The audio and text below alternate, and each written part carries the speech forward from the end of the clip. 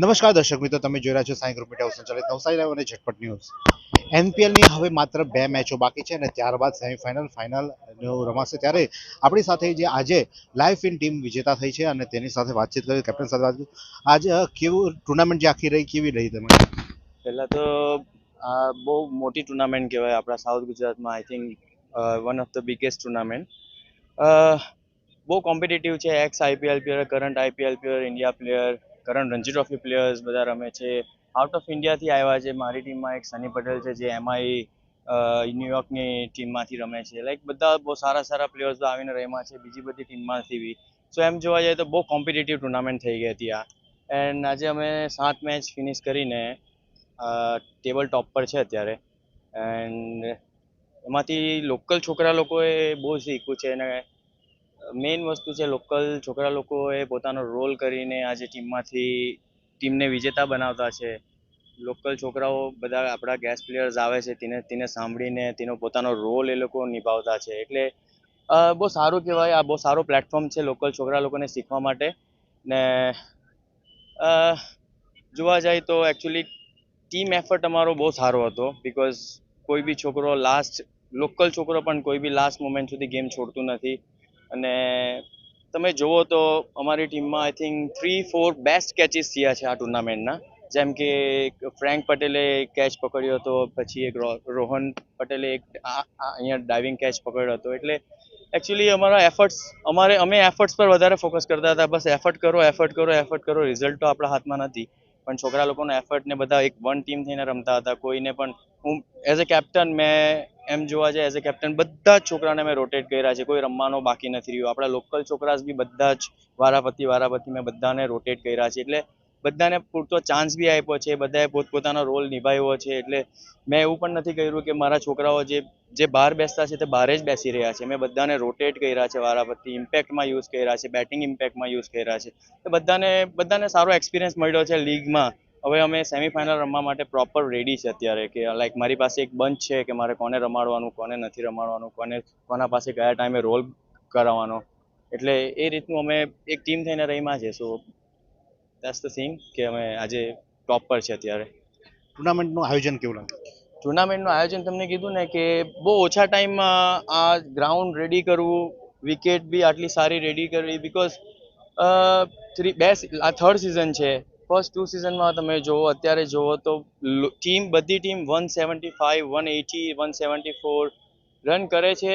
Plus બીજી ટીમો 150, 160 સુધી પહોંચે છે. દેટ મીન્સ કે વિકેટ પર મહેનત થઈ છે. વિકેટ બહુ સારી પ્રિપેર કરી છે. આયોજકે બહુ સારું એવું એમનો ટાઈમ ફાળવ્યો છે અહીંયા. એન્ડ એકચ્યુઅલી તમે જુઓ તો આ પતી જશે પછી 7-8 વાગ્યા સુધી બી અહીંયા લોકો કામ કરતા હતા. સો બહુ સારો મહેનત કરી છે, બહુ સારું એફર્ટ કર્યું છે આ ટુર્નામેન્ટ માટે. મને એવું દેખાતું છે કે આ બહુ સક્સેસફુલ ગયું છે.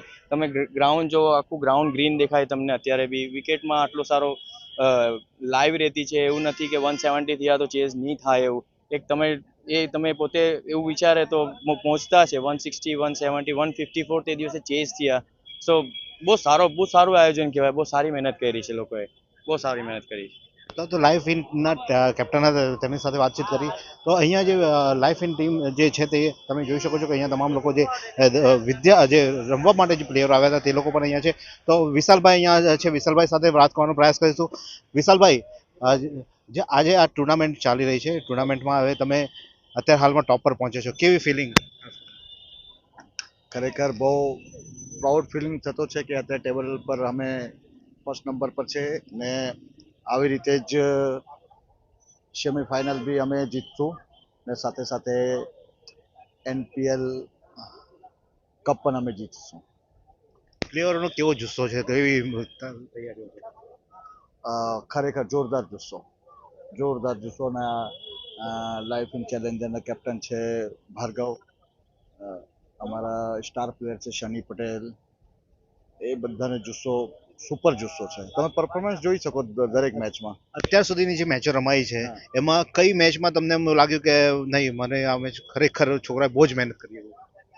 એ મેચ અમારી સેકન્ડ મેચ હતી સંજય ફાર્મ પર, જે જલાલપુર વોરિયર સાથે. એમાં અમારા પ્લેયર્સ બહુ મહેનત ને ખરેખર એકદમ જોરદાર જીત અમે એ મેચમાં અમે લોકો મેળવી ને ત્યારથી અમને કોન્ફિડન્સ વધી ગયો ને ત્યારથી અમને ખૂબ વિશ્વાસ થઈ ગયો કે ટ્રોફી અમે જ જીતશું. આજની મેચમાં કેવું રહ્યું?